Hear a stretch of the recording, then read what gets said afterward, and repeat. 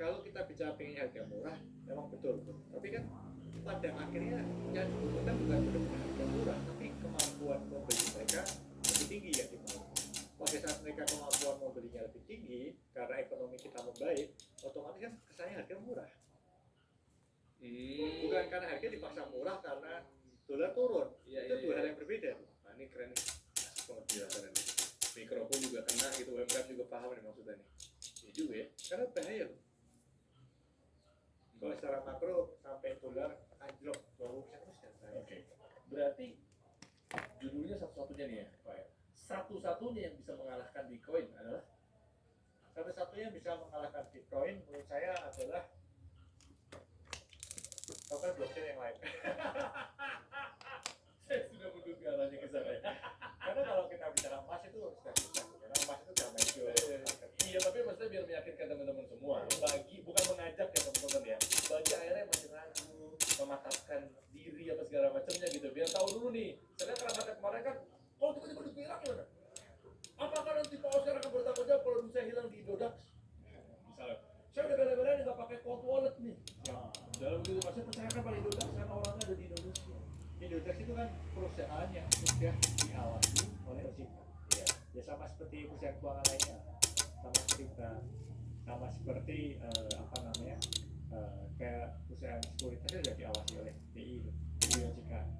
Ya, jadi kita ini seperti lembaga keuangan kan, lembaga keuangan non bank. Nah itu mungkin salah satu yang mungkin bisa menenangkan masyarakat, karena pengawasan di OJK itu nggak gampang. Kita benar-benar diawasi, pelaporannya juga detail. Ya, ini mas industri kripto itu masuk di mana masa nggak lagi seperti dulu. Kita tahun 2013 waktu bikin crypto exchange, kita bikinnya santai, itu secara IT.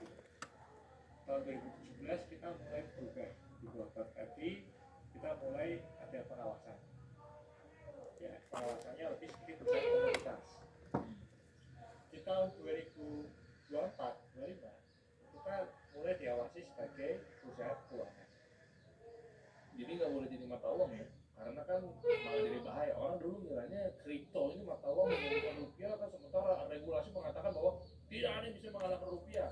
Berarti ini jangan-jangan ini nggak jelas nih bisnisnya apa nih kripto kan gitu.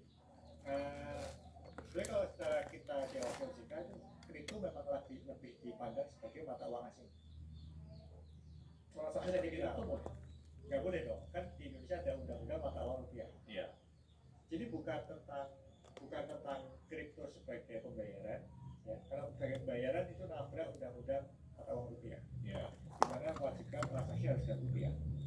Tapi di OJK yang saya maksudkan tadi dipandang sebagai aset, di mana polanya lebih seperti mata uang asing. Karena kan dengan diatur OJK itu idealnya kripto memang sudah nggak digunakan sebagai Berarti sebenarnya Indonesia bisa lebih sehat dong, kayak saya lupa ya, Argentina ya, peso. Nah, apapun itu lah. Kalau Indonesia convert ke kripto atau Bitcoin, menurut Anda gimana? Menurut saya, ya, saya pernah berada-ada ya.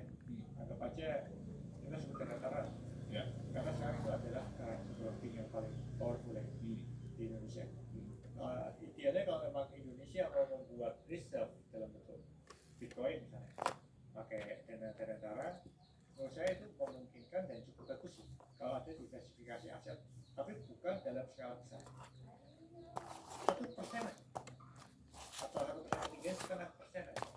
Kenapa? Supaya Indonesia juga punya exposure terhadap kenaikan kripto. Buat jaga-jaga lah. Kalau semua udah dikendalin sama